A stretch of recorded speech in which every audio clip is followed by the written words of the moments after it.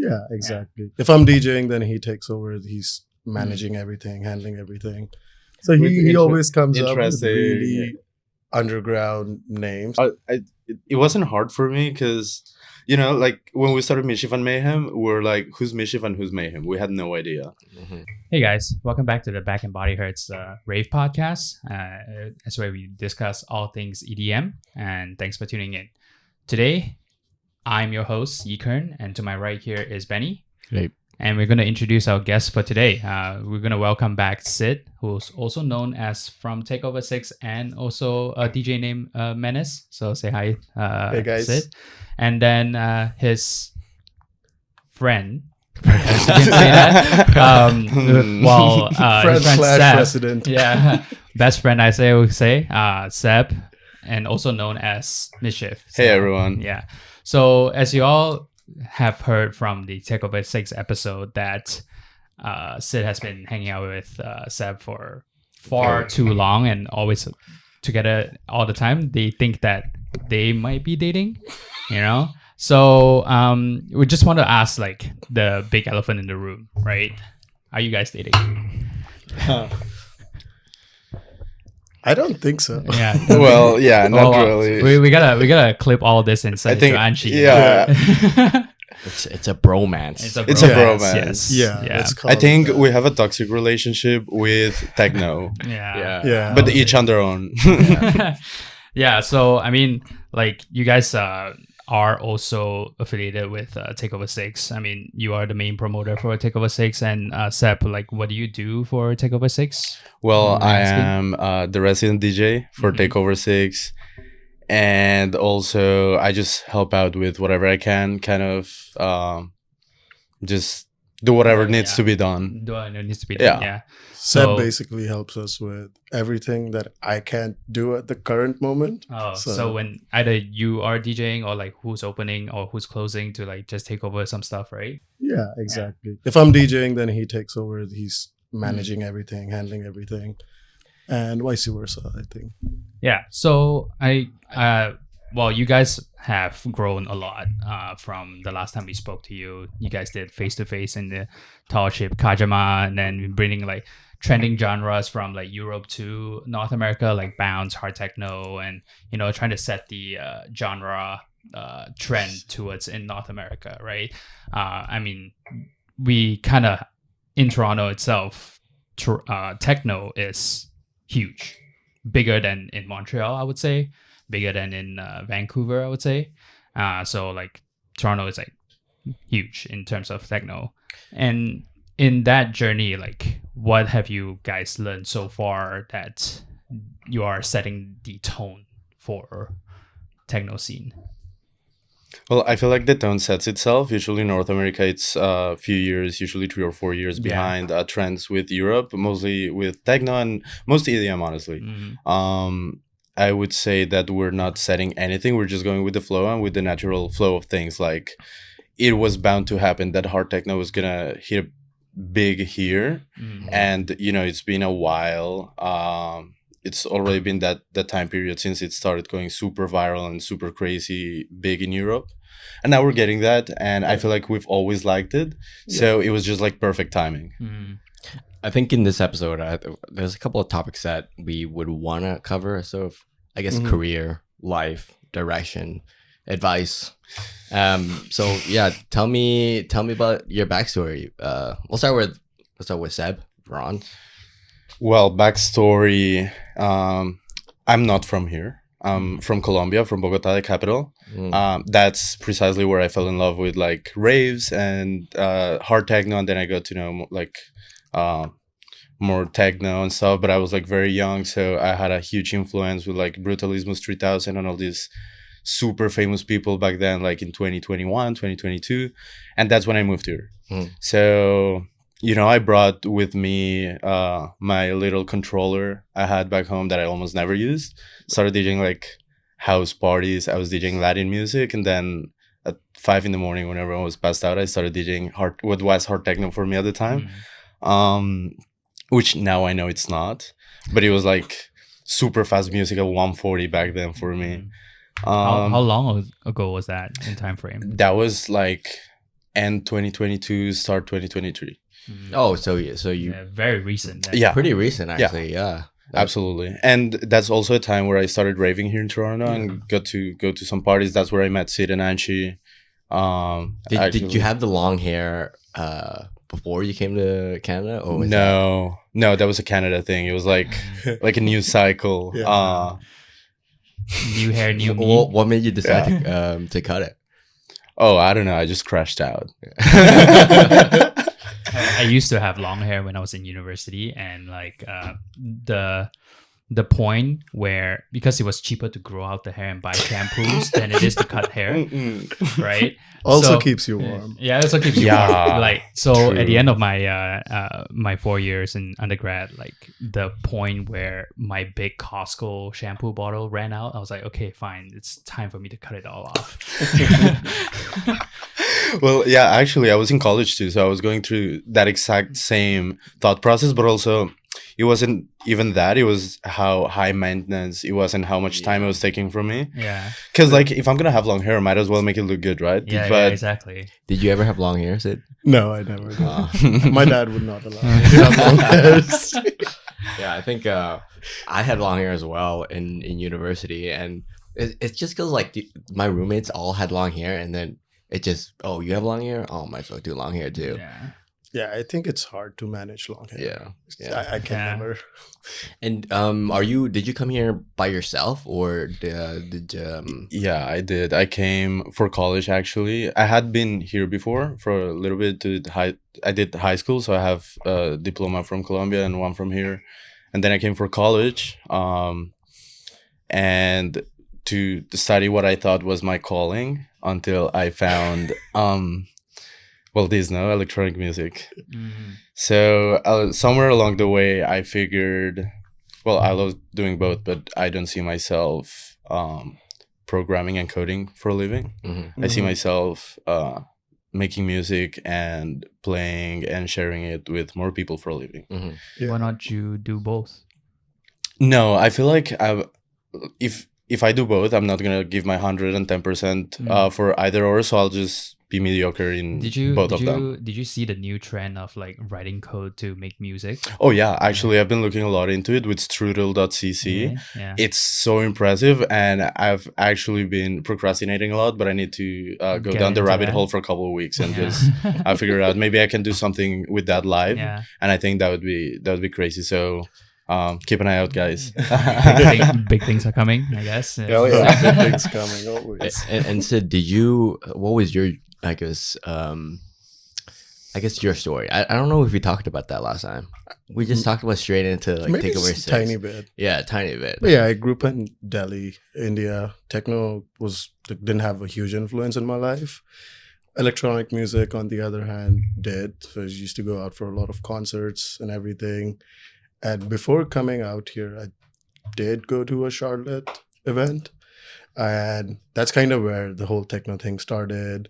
And then I got here and then I was chasing that feeling, I think. And that's where I discovered the whole scene. And then we took a deep dive in it.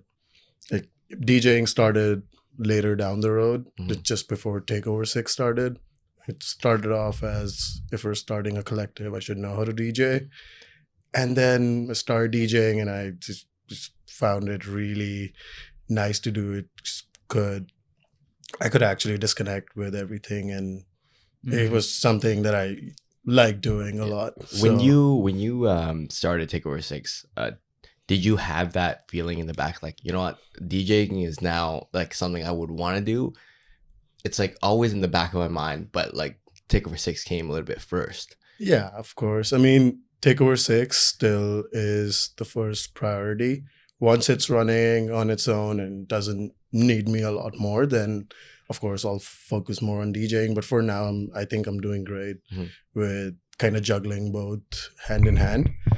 And yeah, we'll see where it goes. We're just going with the flow. I don't have any presets in my mind. Like, this has to go this way.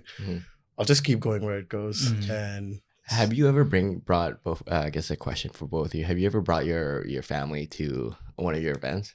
Shows, yeah. On a video call, yes. My mom's been on a couple video calls where I was playing, and then she would just That's awesome. start the call and put the phone aside, and my mom and dad would see me. And I don't think they understand too much of it. They're just happy seeing me happy, and Yeah. it's kind of like that. Mhm. But yeah, they've not seen me DJing properly. Have you anywhere. taken them to a show before? No, actually. I feel like Yeah. that would be fun, going to a rave with your parents. Yeah, Yeah. we'd love to that'd bring be- them out here and just show them what we're Yeah, doing, and just like my sister was here until a few weeks ago, and she saw firsthand like what we're doing. Every weekend there's another party, and she kind of became a part of the whole organization. She was working at the door, working at Kochek. Yeah. So she did have fun doing this. Mhm. So I think my parents would like it too. Yeah. How about you, Seb? Well, actually, it was kind of also perfect timing. As most things in my life, my mom came to visit me in January 2024, which was actually the first time I was playing at a club. So it was a huge thing for me. You remember we were talking about that video where Sid was on the back? And yeah, that was yeah, a yeah. Nomad, right? Nomad, yeah. Yeah, so that was in January, and my mom came, but it was like peak winter. It was super cold, and I was playing super late, so she just kind of sit down, and like of course I show her videos all the time. I feel like when I was starting, she was kind of iffy about me being a DJ and being out so much. Mhm. Like I mean, she has to take care of her kid, and being in such a crazy environment might be a little bit concerning for her. So she always had that until things kind of started working out. Then she got relaxed. She met like Sid and Ashley through calls. So just knowing that I was with like good people doing good things and not just doing it for the sake of it, Yeah. and just for the party, that was kind of where she started supporting me a lot more. Yeah. Was the Nomad event is where you first met Sid? No, No, we met. it was like a year Year after. ago? Yeah. What was it exactly where we met? So I had seen him play gigs, like proper illegal raves in Forest, and that's kind of where I saw him play the first time. And me and Anshi were in the process of starting Takeover 6, and he kind of stood out from day one. And we always had this conversation like we should have this guy on board, just have him play at our events. And that's kind of where it started from. Then we met at what party was it? So it was. I feel like it was this party in like a. Metaraf. Oh yeah, at was it? Metaraf. Where we actually met. Yeah, Yeah. at Metaraf. So I was like near the bar. I went alone to that party, and they just came up to me, and I'm pretty sure we had like said hello to each other Yeah. before, like, hey, how are you? What's up? I'm Sid. I'm Just Seb. like yeah, like- boilerplate talk. Yeah. but then they were like, yeah, we're hosting an after party at our place, and we would love to have you there. I was like, honestly, like to be completely honest, and they know it, I did not want to go, Yeah. but they convinced me. He picked me up from the venue. So Yeah. they essentially kidnapped you, I guess. Yeah, Let's so- say. Pretty much, like, honestly, I was scared. And then I got there and saw a bunch of people dancing. He had like the whole setup. They were DJing, and then we did it back to back. And from then on, Yeah. well, Then It's it's been- been almost every day. yeah. you never know. Like it goes both ways. Like you never know if someone invites you in afters. It can go both ways. It can go Mhm. super wrong. Yeah. Or it can go super well. Yeah, but also, Yeah. I was like super young and like naive, I would say. Yeah, it was the long hair Seb.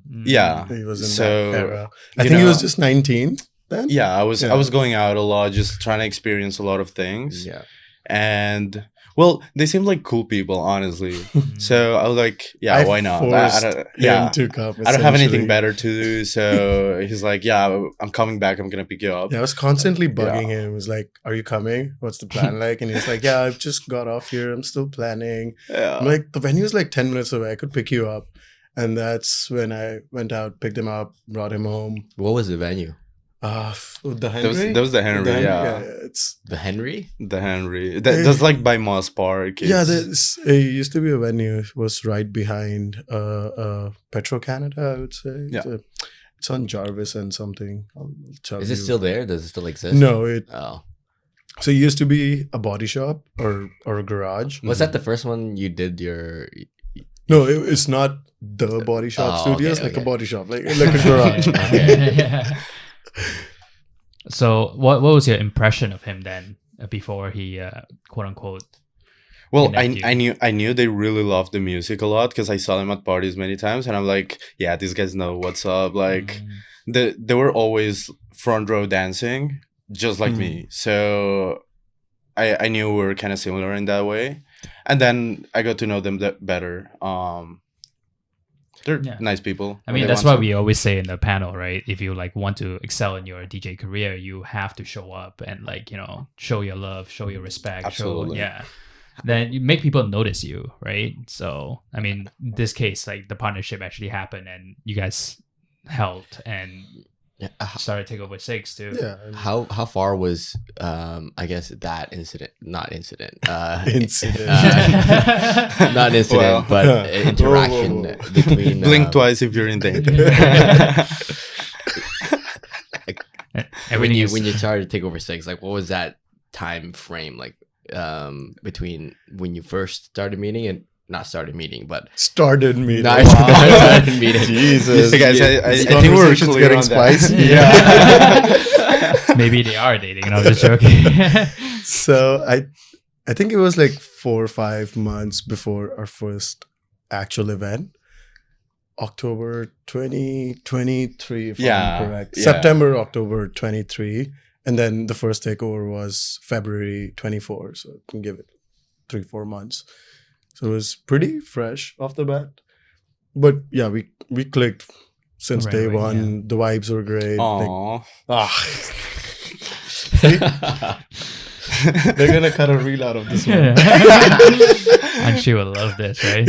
Oh, yeah. My fiance too. Yeah, Nice. so like getting to know like each other, like impressing with sets and whatnot, like have you shown that your sets actually impress other international DJs that you guys hired from your thing? Sorry, can you repeat the question? So like you guys played alongside together a Yeah. lot of times, right? Back to backs, face to face, and like closing duties on a lot of these things. Have you like taken notice from other international DJs that stay behind and hear your sets? Yeah. Yeah, of course. Like we've had the occasional DJ coming to the AP with us, and even doing back-to-back sets with us. Yeah. I mean, the other day, I think it was Lovend and Mata. Yeah, After I was not Astral there Hype though. event, they were at Astral my Hype, right? place. Yeah. And we were all DJing, and they were constantly like, "Yeah, you guys are, you know your shit." Yeah. Yeah.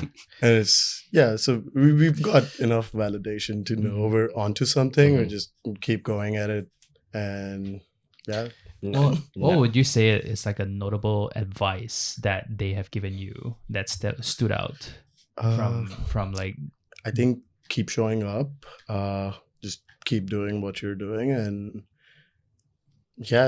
I think a lot can happen in a year. Yeah, Of exactly. course. Yeah. And also, if you get to that point of being a touring DJ, it gets really lonely. Yep. It gets it really does. lonely. And like, I'm not a touring DJ at all, but I've been out of the city on my own too playing. And I can just tell you, like, even on a small scale like that, it gets lonely. So I can just imagine what they're going through. Yeah. Going into like 2 different countries every weekend on their own. Yeah. Most of the time it's crazy, so you really have to have like a heart of steel to keep showing up, as you said. That's why most of them have partners as tour managers touring with them. Azer is an example, Restricted is an example, Perplex is an example, because at that point it just gets really hard to be on your own touring the whole world. And I never really considered that actually until you brought that up, because it is like you're jumping from city to city just to play, really and you don't hectic. really have a long-term friend that you just like always on a go with. Yeah, and plus you're on this city like for a short period amount of time. You can't even like really explore. It's just like work, right? Exactly. Yeah. Like we've had 2 gigs on the same weekend multiple times, and every time, by the time the second gig ends, we're both really tired. Yeah. Even though we're still in the same city, we're not traveling, we have friends around us. It's really like convenient just doing it locally, and even then it gets to you after like a couple weekends of doing back-to-back gigs just in the city. Actually, So- circling back a little bit to your question, I think a really good advice I got from DJs, and I hear it consistently, is that you need to take care of your health. And I've seen like Yeah. these DJs that some DJs like really love to party a lot, and you know, maybe drink a lot and do a lot of vitamins and whatnot, and you can tell the difference between a DJ that does that and a DJ that takes care of their Yeah. health in the energy they have during their set. Sometimes it gets like really dark and really like just it's a weird energy they carry around Sometimes them. they do pull a facade as well. Yeah, of like I've seen them course. really Yeah. tired in the green room, and as soon as they jump on deck, they have like 100% energy, Yeah. great crowd control, and right after the set, they're dead again. Did you know that nearly 25% of adults experience hearing damage from loud noise exposure, like the music at clubs or festivals? Once it's gone, it's gone. That ringing you hear after a night out? It's a sign that your ears are crying for help. Hears provides earplugs that reduce noise levels by up to 21 decibels, enough to protect your hearing while still letting you feel the bass and enjoy the show. Get up to 30% off when you group buy with 5 friends. Click the link in the description now or scan the QR code on the screen. Don't wait till it's too late. Order today so you have it for your next event. Interesting. I saw this one clip on Instagram. It's like, I think it was Zed's Dead, and because you've played different cities, do you hear a difference in sound in the audience compared to Toronto? What do you mean in the audience? I think crowd being receptive to Maybe that, and because I the know he was difference. talking about, you know, he plays in Brazil, right, and then he plays in, for example, China. Like there's a difference in sound and how people react, and Oh, of course, yeah. I mean, I've played in the 3 main cities in Canada, Toronto, obviously, because it's my home, Montreal, and Vancouver, and you can tell the difference. It's actually very easy to spot. Usually the crowd's younger for example, in Montreal, it's a lot younger crowd. So like the faster, harder stuff, obviously, whatever they see on social media. At Toronto, it's more versatile. And Vancouver, they like more classic techno, like more danceable stuff. Yeah. So it's nice, you know, to have variety too. We've seen Montreal people dancing to 160 BPM hard tracks at what, 11? Yeah, I mean, they're Yeah, not, they're yeah. not Just the night strangers to starting it, out. yeah. Sorry, they're not strangers to that sound, right? I mean, like, it's. Do you actually have you tried playing the exact same set for all 3 cities? No. Never the exact No, same. never. So It you, might have a bass that's kind of the same. A few banger tracks we know that are going to work regardless of wherever you play it, but we try and change it every time. Like every gig is different music for sure. and that's how you kind of stay, I guess. But that's easy being a local. I've seen touring DJs, they play exactly the same thing Yeah. almost everywhere they go. And I get it why they would, because you don't have the time. You're touring, you're tired, you got to take care of yourself and dig music. And digging music in itself is a really tough task. Like finding exactly what you want to play is really hard. Half the time we dig music and we don't find anything that's worth, like that I would like to play at least. Now that you're getting more well known, like how are you prioritizing playing as a DJ and running events?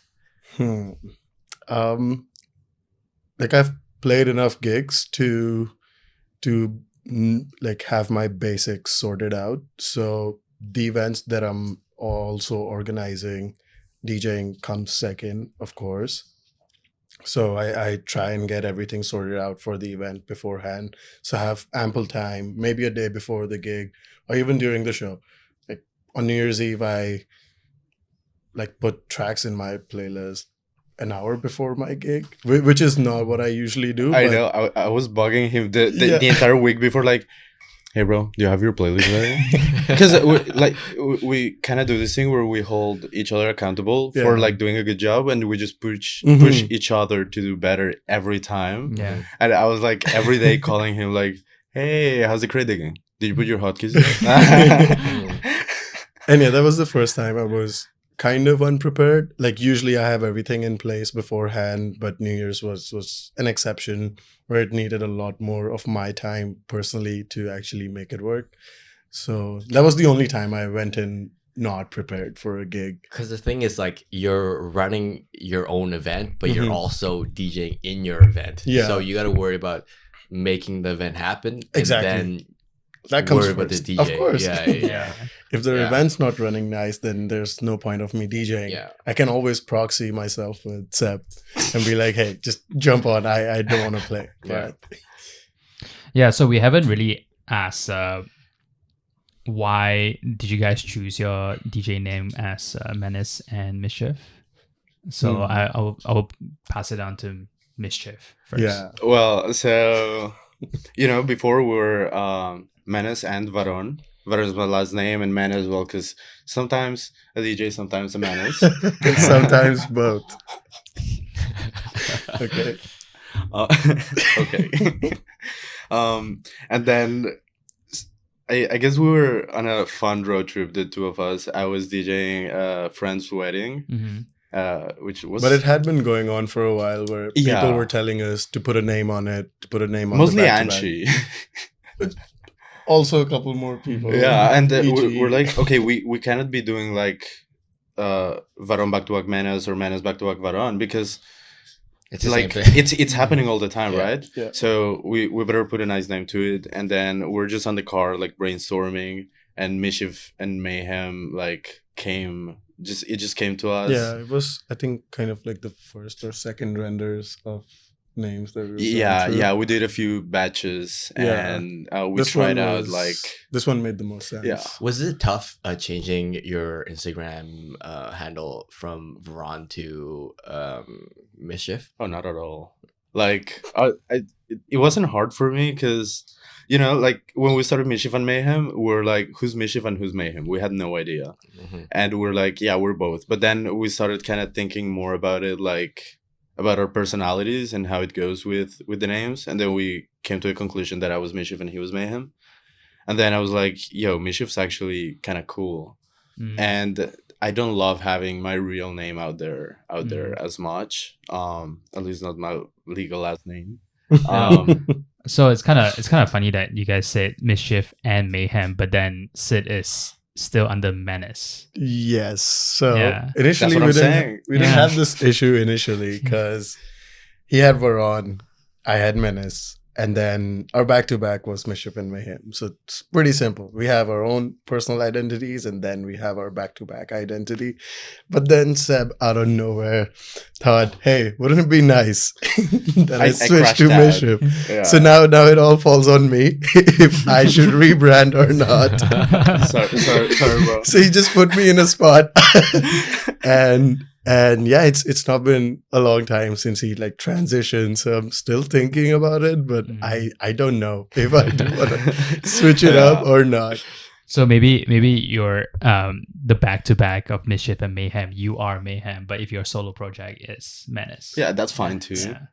Yeah, but then it gets confusing, I'd say. a Like, little bit confusing. Yeah. because Yeah, if it we does. have our own individual separate projects, individual names, it still makes sense. Mhm. And then we have our own back-to-back project. But when one guy is Yeah, the same I- personality okay, individually to be and fair, the to be back-to-back. fair, I did think of changing to a completely different name. Like I had some ideas. I even had the Instagram profiles done, all the branding done, Oh, but yes. it just didn't make sense. Yeah, it like didn't feel right. yeah, it was not clear. And then I was like, Mischief just kind of matches. It just works with the personality. yeah. Like it kind of the back-to-back name kind of. And it rolls off the tongue nice. Yeah. Exactly. Yeah. And then, like, I think the seal on that was that one time we were watching Fight Club with you guys.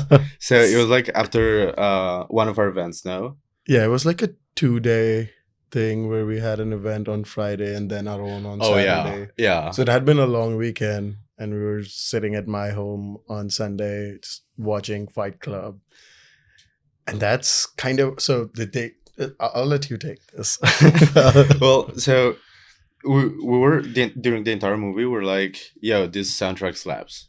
Like the first thing, like we're really really into it because of the soundtrack. So we were paying a lot of attention to every detail in the movie because it's such a good movie. Guys, if you haven't seen it, go watch it. Yes.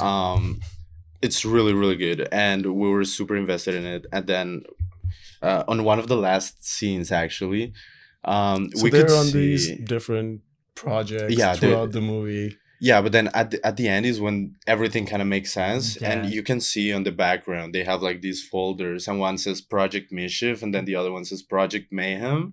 And I'm like, hold on, stop it for a second and rewind.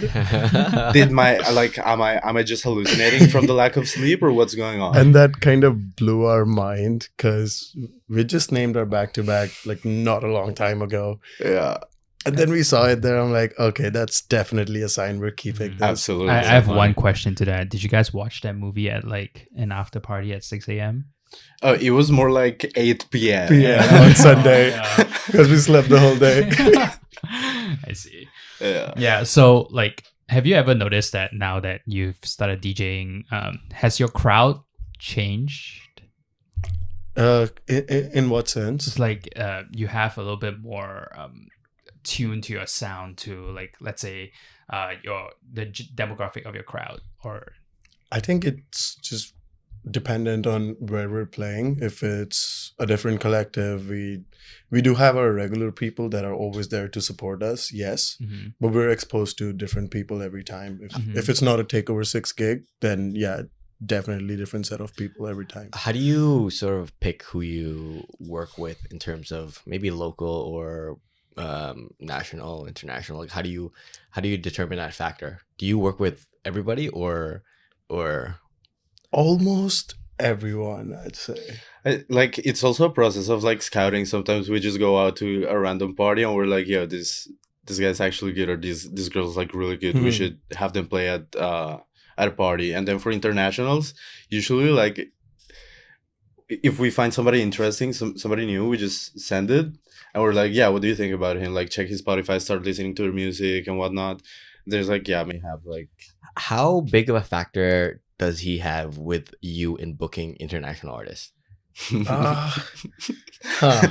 Interesting. Okay, Seb always has names that he wants to book, and then we write it down. And same with me, I have names that I want to book. We write them down, and then we kind of scout through their profiles, see what's gonna work. In the and- end, Sid's the booking agent, so he has the last word. I always come with like so he always comes up with interesting- really underground names that we should get that have great music, amazing music, but we're not sure if we would sell them in Toronto at least. But again, like I always do this thinking of one of our first parties, which was Foz MB2, and Foz, this guy like had 2,500 followers. But he was on at Instagram. least kind of famous on his track. He had like 250,000 plays on Spotify. Exactly. So Spotify plays, they Yeah. do play a huge role when we're selecting someone. Then Instagram comes in next. Yeah. So if the Spotify is great, let's say someone has 500K listeners and then on their IG they have like 15K followers, it's fine because I know I can like put them out there and then their music is going to bring people in. So it's either got to be a huge Instagram and a decent Spotify or a great vice versa. Instagram. Or Is that the formula to hire? interesting. I shouldn't have said that. Once you call it a formula, I should. That's it. Oh no! Are we giving free sauce? Jesus. Shouldn't have had those. The secret sauce is out. Yeah. How who does he really want to, I guess, bring in that you're not quite sold on? Oh no, that we're not saying it. We're not saying it. Yeah, that's gonna get us both in trouble. Okay. There's a someone and there's a someone. Okay. Yeah. But the reasons are usually the same of not being sold on someone course. is like they're not big enough yet to sell a show on their own. So either we need a huge name alongside just so we can put up a nice show and give them a nice exposure. And If you want us to edit that's this kind of out, how then we structure it. That's so funny. So like I kind of want to talk like I mean jumping on from that topic to like star power, right? I mean you have like you say underground and whatnot. Like do you feel like those people like somewhat deserve to put up on the big stage? And do you think that your crowd in Takeover 6 is able to whenever you throw things at them, they will still show up due to loyalty? Yes, there's a handful of crowd that would step up for all the shows regardless of who we bring, because they come for the brand and not who's playing. And I think we've been doing a decent enough job. That's why they're coming every time, because they know we're gonna curate a good enough event in terms of music, at least. So yes, I mean we've tried it a couple times, like with Lola Serais and Cloud. We didn't know if the crowd wanted it, and there was a huge chunk of crowd that pulled up just because we were doing the event, and they ultimately loved Lola and the set that Cloud played. So we try like mixing it up every time. It's not always huge names that will sell just on the basis of their name. Like with Transmaster and Mika, I didn't know if we had a crowd for that or not. We still did it, and it went on great. That was a great show. Right? Yeah, exactly. Oh, yeah. So we try and put them in a smaller venue first, get a feel of what the crowd, like how the crowd reacts to it, at least, and then we can build on it later on. Just bring them again if the show did great, or if we have to put them in a bigger lineup with a bigger name, just so we can expose people to their sound as well. Now that you're sort of grown up from your early days of DJing, where is and there's still a lot of growth left. Like, where's your mind at now? I think this one's for you. Yeah. Where is my mind? That's a great question, buddy. Well, honestly, right now I am thinking on perfecting my craft, on mastering my craft, and just getting better at it, just putting in the hours, putting in the effort, showing up. That's where my mind is at right now. I don't have like, of course, to make your dreams come true, you gotta have a clear goal and find a way to materialize it, right? Right. But I feel like the way to accomplish that, with at least with this craft, is just getting really good at it, because anyone can mix. Anyone But not can everyone mix. can move a crowd. Oh, you had to say it. Okay, word. Like anyone can learn how to touch the buttons, right? And Yeah, for sure. do it okay. But then there's so much more behind it. There's a lot of ways it affects people. Like your DJ set affects people, and also the music you put out. Like I'm not trying to put out plastic music that just has like this formula that everyone's doing with like the viral drops and whatnot. I'm really trying to put a part of myself into it and share that with people, because that's where the value is, and that's timeless. It's like if I start doing what everyone else is doing, of course, like I'm gonna get a super fast A short-term reward. yeah, exactly. Yeah. Easy comes, easy goes, right? Yeah. So I'm just trying to build something for the long term, because this is actually what I want to do for the rest of my life. Right. That's where my mind is at right now. So you said that you just want to master your craft and whatnot. Have you thought about getting into production? Oh, I've done production for years already. Like I feel the first good track I had was with the Toronto hardcore guys, Raphael Khan and Angel Fruit. That one, Garage. yeah, Garage. Yeah. It's crazy because we're like messing around in Rafa's studio, and now we have like almost 200,000 plays on Spotify just on that one song, which was just like a fun sesh. And we just sent out the track to the Toronto hardcore guys, just for the shits and gigs. Yeah, you won't believe that's a Mischief track. I was Yeah, gonna say absolutely. my Like aunt. it's a completely different style, because Yeah. I was working with other artists, and I also love exploring different sounds. Now I think I found hard techno, but not like the cheesy hard techno. Do you always try to incorporate the tracks you made into your sets, or it's like sometimes It's tough. Like sometimes I play them, and actually when I play them I get the best reactions out of them, but since I started producing, I get a lot of imposter syndrome with my tracks. So I kind of love them, but I've heard them so much while making them that I just don't want to play them, or I forget, or I kind of just, That's in where the, I come and play. yeah, in the heat of the He moment. always sends me the unreleased, and then I play it on stage, and then he sees a reaction, and Yeah. that's Yeah. kind of like And then proof of concept. Kind of Yeah, enables that- me to yeah. play Yeah. them because, That's actually a pretty good trick to do. Yeah. Yeah, exactly. Because you always have that imposter syndrome, Yeah. as Seb Yeah. said, when you're playing your own thing or just doing something that's your own. But if someone else does it and you see a reaction, then it helps you out. Yeah. It's like, okay, at least it works. yeah, It gives you the sense of peace, I guess. Exactly. Yeah. absolutely. Yeah.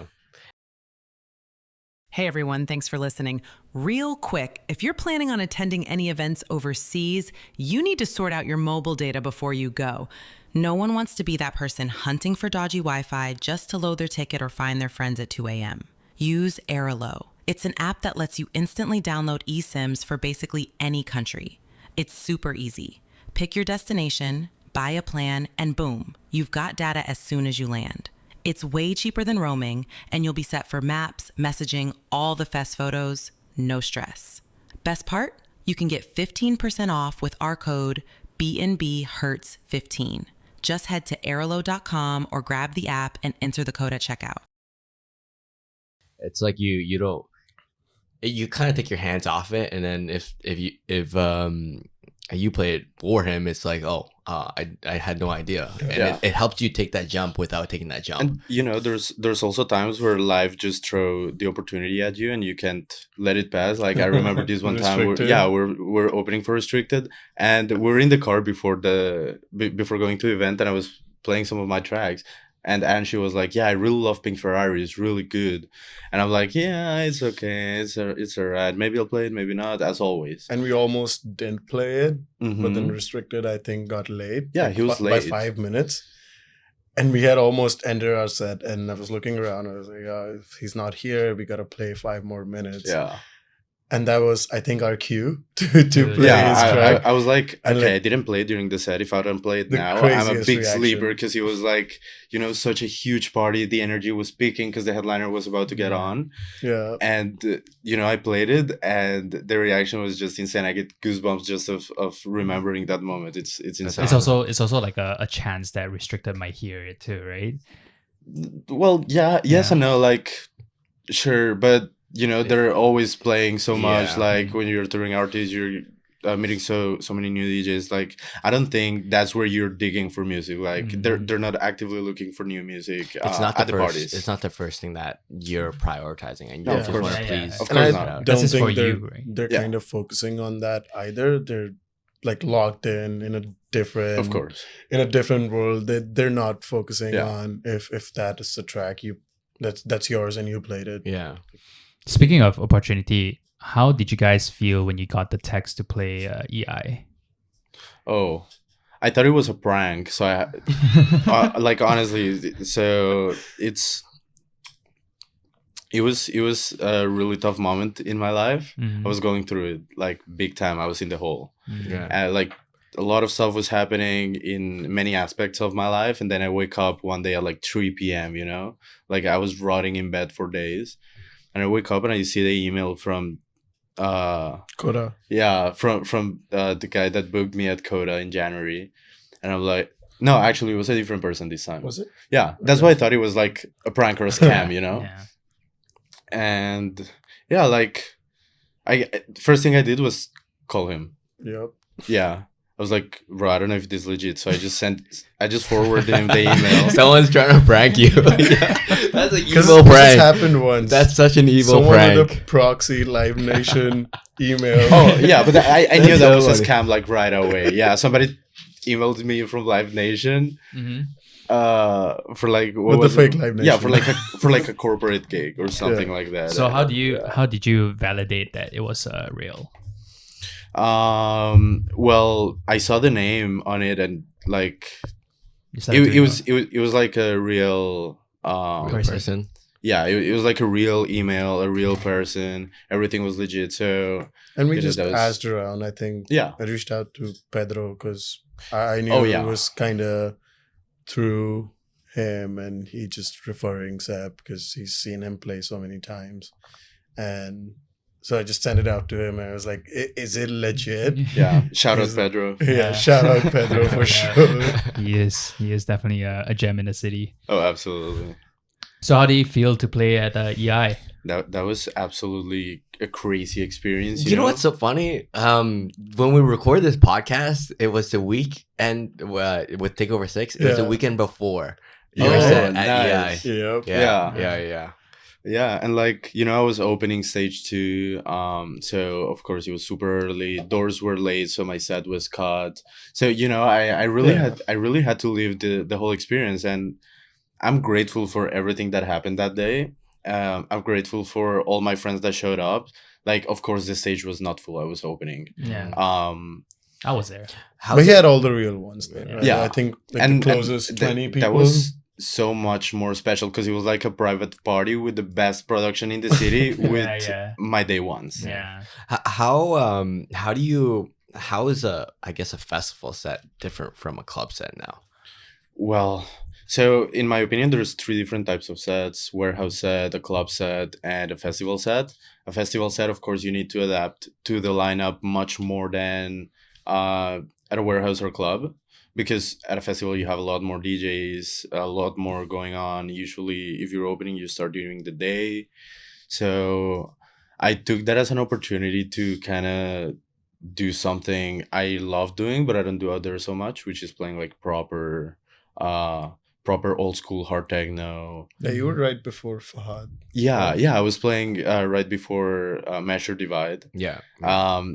which was kind of shocking to me, but I took the challenge as an opportunity to grow and kind of just Experiment. yeah, that was super fun. Measure and Divine does hypnotic or Yeah. yeah. Yeah, he's strictly hypnotic. Yeah. Yeah, hypnotic and some hard groove here and there. Yeah.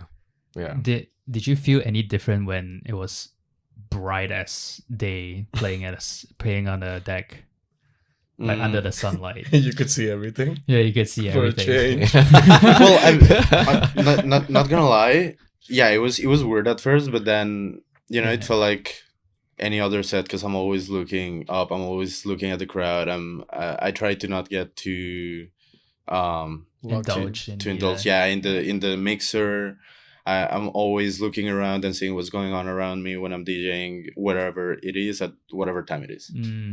How much of a ratio would you say, like during your whole set, like in terms of like ballpark number, like that you focus on your set, also look at the crowd, like No, I'd say it's just as important. Like it's just as important to read the room as it is to mix technically accurately as it is to pick the right song at the right time, and everything works with each other. Do you think it's a yeah. skill to like do that when you curate a list of, let's say, a 2-hour set, but your set is only an hour and a half, right? Because you want to mix all this different stuff, like you want to have the ability. Do you think it's a skill to like be able to read the crowd and play what type of songs that you are doing that? Oh yeah, absolutely. And I had to eat a lot of shit. How was your master class with Overture? That was extremely fun. Like Energy and empathy. yeah, a lot of people showed up, which was kind of surprising. I mean, we did have signups, but I was expecting a lot of no shows. And it was actually really fun. It was like very intimate. It was a small group of like 10-15 people. 15 people. 15 yeah. people. So we were also like having a kind of conversation. That was really nice. More coming soon, inshallah. Did you record the whole session? No, we got some content from it, but I didn't want to like put it out there yet because it's still like a pilot thing. Yeah. So yeah, until the content is actually polished, I don't want to have it out there, but I definitely would love to have it out there for free. Are you gonna do it again? Yeah, of course. Yeah. Sometime soon. How much more different is that first one gonna be? Like going into the second one, I guess what have you learned from the first one that you're gonna bring into the second one? Well, first, it's really hard for me to speak in public. It's really hard. It was tough. But it's like a DJ said, you're super nervous the first 10-15 minutes, and then it's smooth sailing from there. Yeah. So yeah, it was really nice. I definitely would love to repeat that experience. I hope talking here will help you in public speaking. Oh, I for guess. sure. Yeah. Yeah, me too. Yeah. So Public speaking is fine. I think it's the anxiety. it's the inside. I mean, I know. Like, That's weird. do you get the jitters before your set start? Every time. Oh, during the set. Yeah.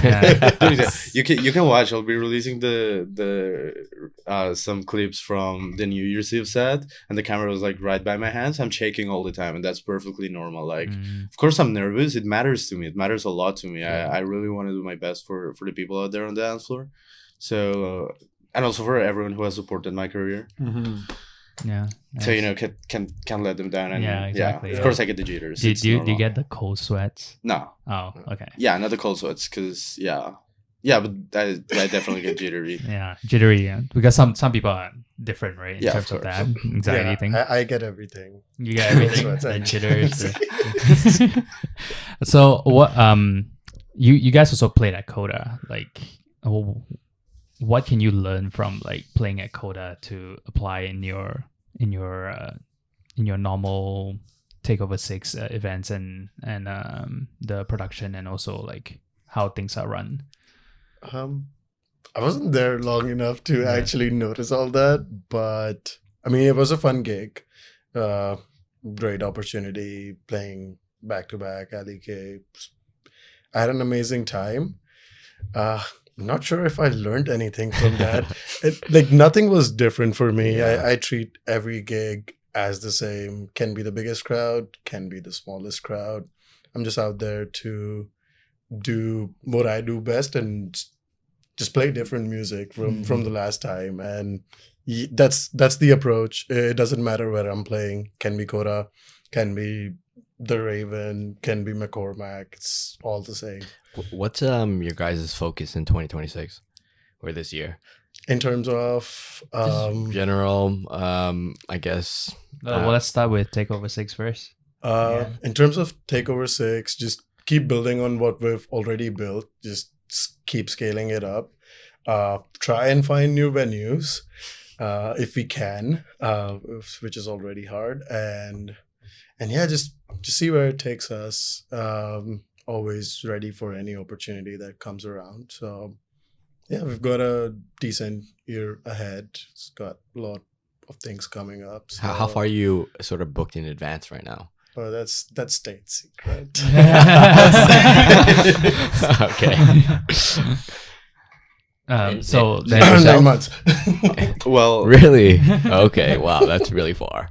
But yeah, and yourself? well, I'm not the one to plan ahead as much.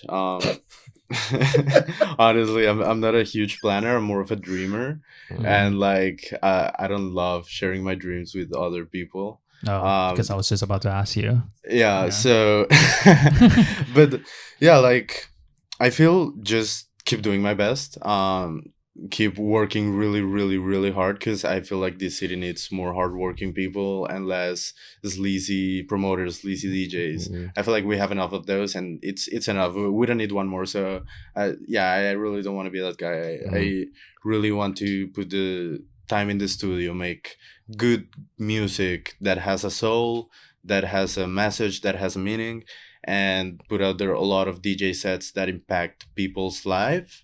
Not only give them a reason to take vitamins and have a fun night. I want something that actually sticks with them, because if not, why am I doing this? Might as well just take it as a hobby. But it's my career now, so might as well. Yeah, go ahead. Yeah. Oh yeah. So because I kind of want to ask about like a little bit about production in your terms. So I'm not too sure you share the same question. Like when you say heart, soul into music, like how do you determine that like you are not actually copying other people's music?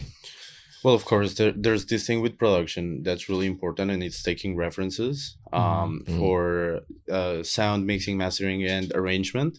That doesn't mean you need to be doing what everyone else is doing. I mean, if you liked it, yeah, for sure, go for it. But it's not gonna last in time. It's not gonna last in people's mind. They're gonna like it for a week or two, then they're gonna go on to the next one, because there's an oversupply of formulaic music. But what I mean with putting my heart and soul into it, it's actually making music that I like and that makes me feel something, and that if I show it to somebody else, they feel something too. It doesn't need to be the same thing, but it has to be music that evokes a feeling, like besides just the regular euphoria you get of being at a party, at a dance floor. It needs to be something deeper than that for me. Feels like it made by you. Yeah, of course. I'm still in the process of finding my sound. Mhm. I wouldn't say I have a defined sound yet because I'm very fresh on production. And even on DJing, for that matter, like I've only been doing it for a couple of years, which is definitely not enough time to say I do this and this and this and nothing else.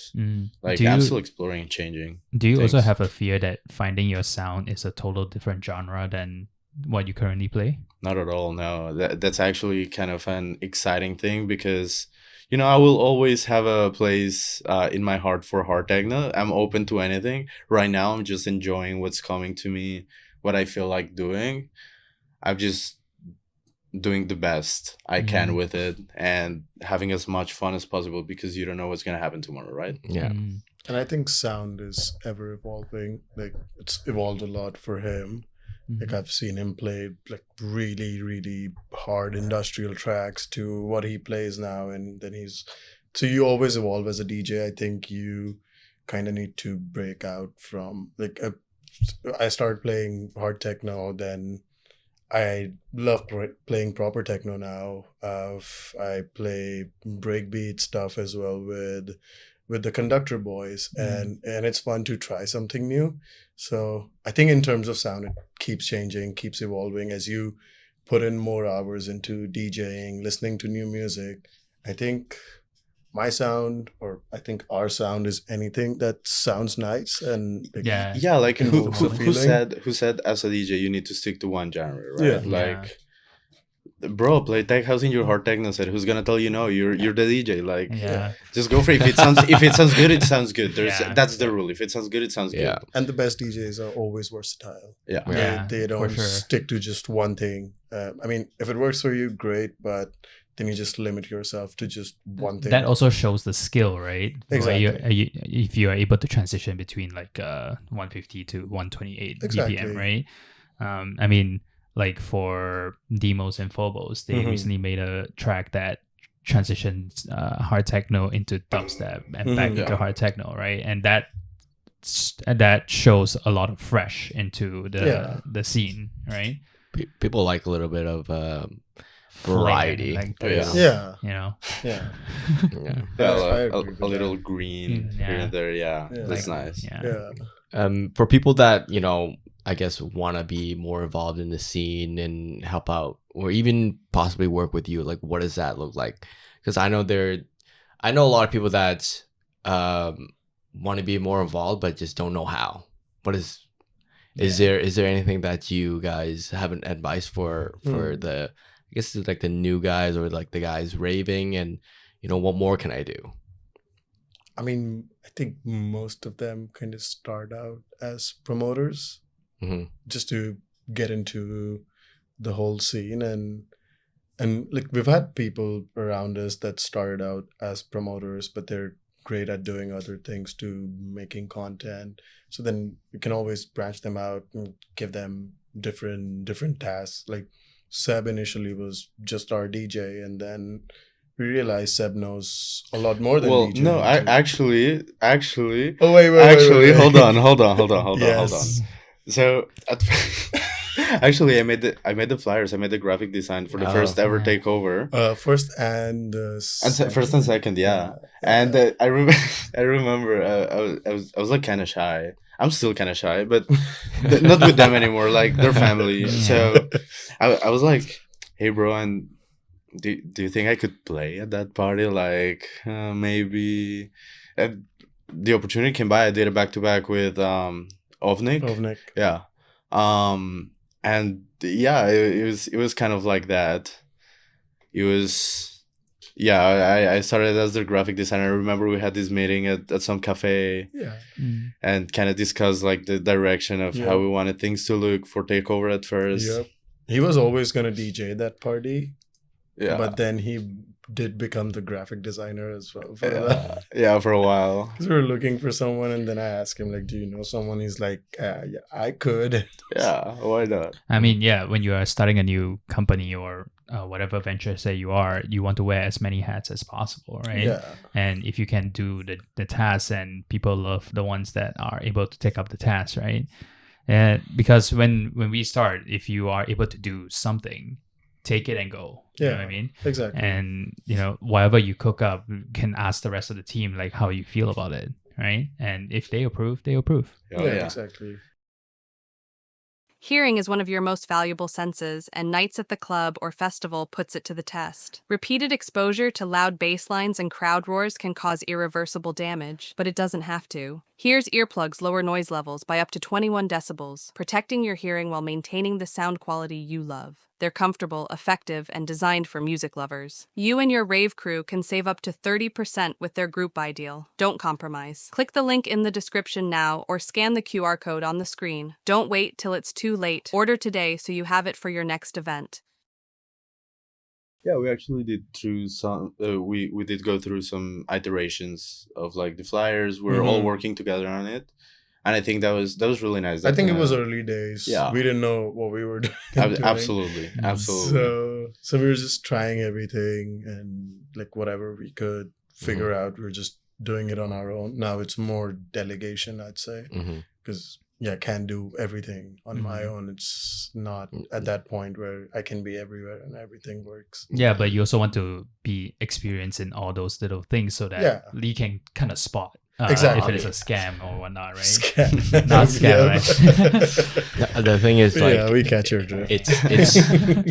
It's sort of your baby, so you want to know what's going on everywhere. I do know what's going on. Of course, I am on top of everything. I'm just not directly involved, or I'm not the one, let's say, producing content or just giving the creative direction. I just give them like everyone in my team just a basic overview of how I'd like things to be, and then just let them do their thing. Yeah. I think the task from delegating to someone, it's very hard to let go, but once you are able to see, I think it's all about trust. Once If you see the have- fruit of labor, then you are Exactly. you have the peace of mind. So like speaking of that, like how do you feel about dealing with difficult people, clients, or even like your own workers or whatnot? Like is there Like, I don't think we have anyone difficult in our team, at least, because if we're difficult to work with, probably won't be working together. But what about like people who attend your raves? And I usually just let Anchi take care of that. I am not the best person. Honestly, you gotta send the right person to do the job. You know, because it comes off. If I saw this one clip, it's like you can be the boss, and then if someone's not doing the proper work, you don't want to go there. You want to send someone like a sweetheart to do it, and like just let HR handle it. Because exactly. I feel after a point when you as like people see you as someone who's running this collective or is running a brand, and then you as the head person goes in and says something, then it's like the brand is telling you this. But then if you have someone delegated to do that task, it's a totally different reaction. And I've learned this over time, that if I step in everywhere and start saying my peace of mind is you're gonna look authoritarian, right? Yeah. So I just don't do it anymore. I've been there too many times where I said what was needed to be. Hey, you gotta said. do what you gotta do. You gotta do what you gotta do.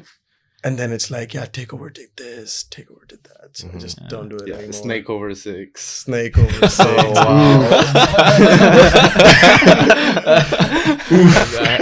Yeah. Oh, the first time I heard that, I was like, whoa. Honestly, that's the first time I'm hearing it. Yeah, that's the first time I'm hearing it. It was, thank God. state secrets out. But don't worry, I'll cut that part out. Yeah. So or not. I mean, it's not like we're burning anybody. Yeah. yeah, Yeah.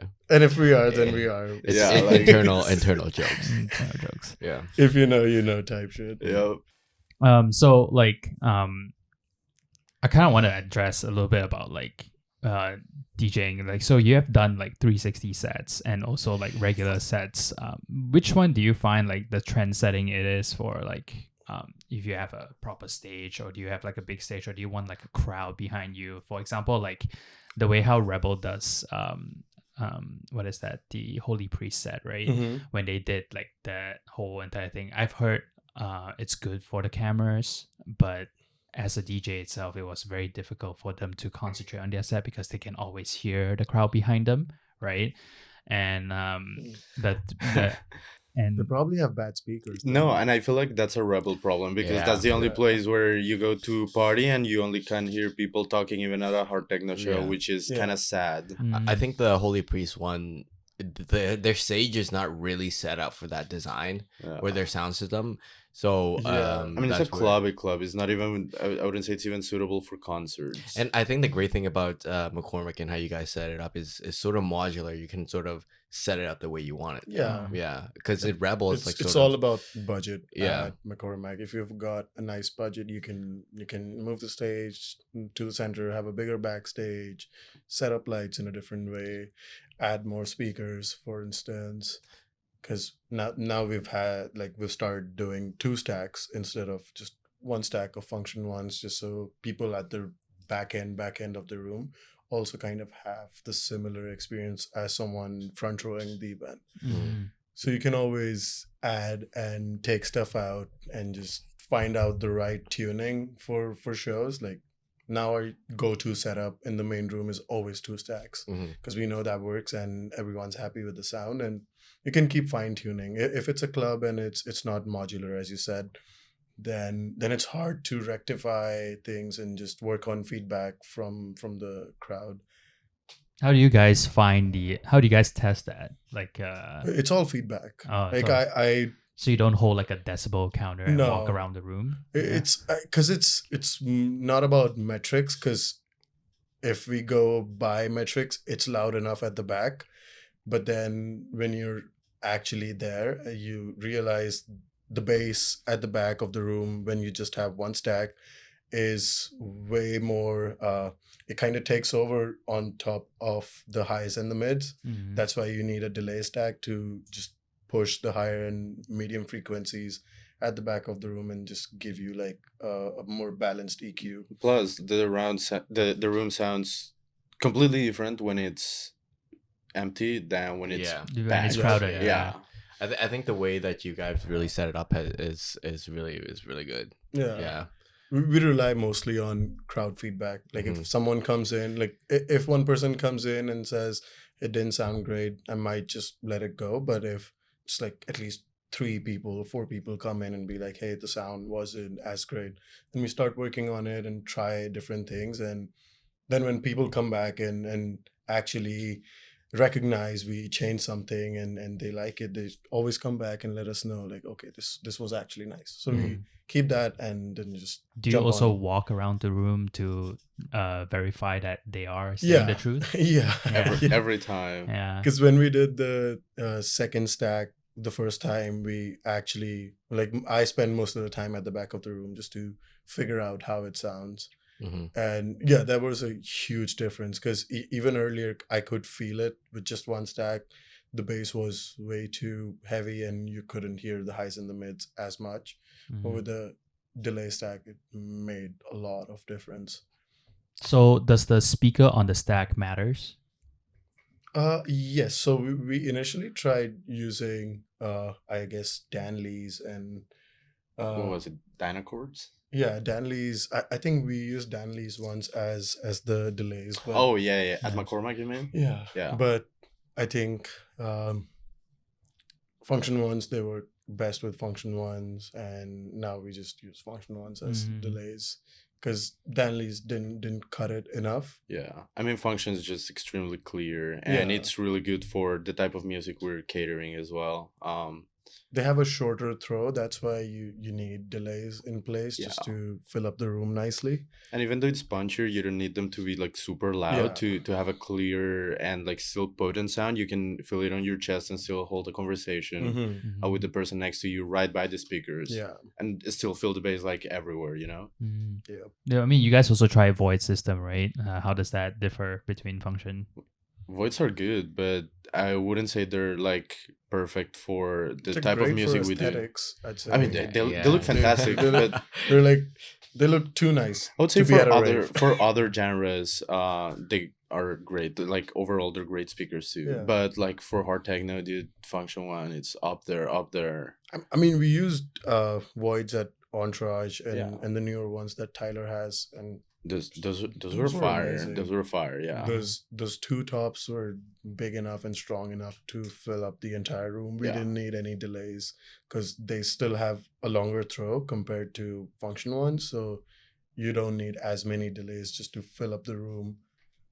So they all have their pros and cons. I'd say it's just I think it's more about the sound engineer than the hardware itself. Yeah, to of course. to make it sound nice. You can have like a $250,000 sound system and still make it sound like crap. Garbage. Yeah. Yeah. Crap. Same thing. Yeah, it's like I've seen it even in like really known clubs here Yeah. with like insane sound system that I hate to be there every time now that I know what You're talking about.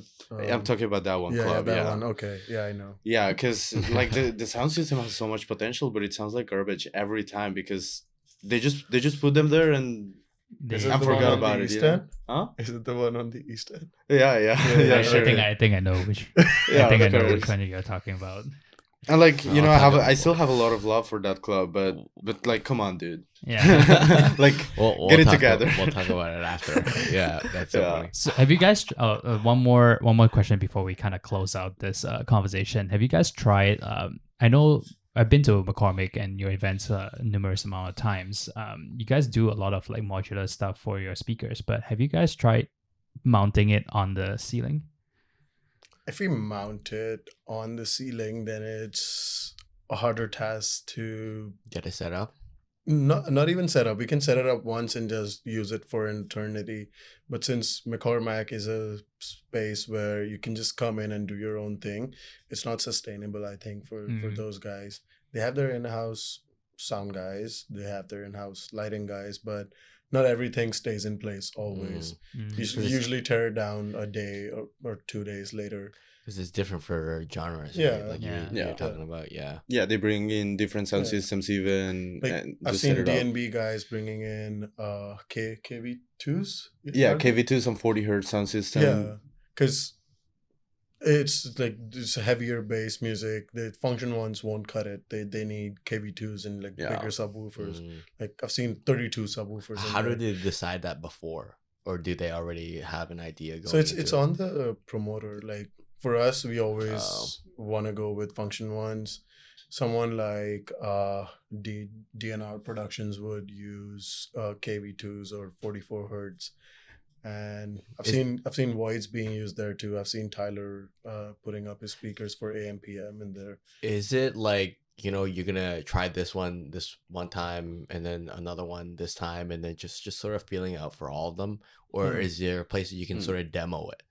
Well, I feel like we've tried all of them at our own events Yeah. too. Like we've just been And we through all of don't them. actually demo anything. We know the function ones work in there because Format's using it, Apollo's been using it, Pepper Alley for the longest time was using them. So and it's the same sound guy doing it. So we know he knows the space in and out. He knows what works. So we don't experiment too much. Yeah, and with that's that. also the upside. Like 'Cause- these guys have the sound in house, so they have the room measured. Like Yeah. every corner of it. So that It's they even know what adjusted to the it, dead yeah. spots are gonna be even Mhm. before setting up the sound. Yeah. Yeah. And that's kind of what we're trying to fill with the delay stacks. And now that we have it sounds great in every corner of the room, not just the front. Do you own those? Do you hold inventory for those speakers, or just outsource everything? Yeah, it's outsourced. Yeah. One day, I'd love bro. to. Yeah. That's actually, you were asking about dreams. That's the dream. Yeah, You know, to a whole inventory. Yeah, we were gonna buy a couple of Function One subs, back then. Yeah. and then I sent it to the same guy who does sound for us, and then I made him buy those. So now we have the same inventory. Just we can rent it out every time. I see. Yeah. I mean, that's a dream, right? To hold inventory of all the production that you can do, and then have a warehouse and just throw your party Like 24/7. Yeah, like Like Clang. Clang. Oh yeah, Yeah, the Clang guy Princess. owns his sound system and his Yeah. production thing, and he just travels with it around the world, which Yeah. I think it's so respectable. Like, wow, It's crazy wow. work. Yeah. It's not just him. Like the other genres have like Excision that does that, and then like Gareth Emery also that does that with his laser shows. So I mean, with that, I think we can safely conclude this episode. If you enjoyed that, please give the channel a like and subscribe. We have a goal of reaching 1,000 subs on YouTube, so do hit the like and subscribe button. If you want to hear more content and you want to ask more questions, don't be afraid to comment down below, and also send us a DM. And we do have a few affiliated links. One is with Hears. So it's earplugs for raves. And you can hear clear music. Cuts the volume by about 20 decibels. So the link of the affiliated link is down in the description below. And if you are traveling to go to another festivals for raves, we do have Airalo. So if you spend $15, $10 or more, you get a 15% discount with the code. And also, what else? Jelly IV. Oh yeah. There's So a hand fan too. yeah. So Jelly IV is actually a hangover supplement that actually helps speed up the protein breakdown for alcohol. And yeah, I take it every day, and not every day. Whoa. I wonder why. Sorry, that came out Too loud. many vitamins. Let's do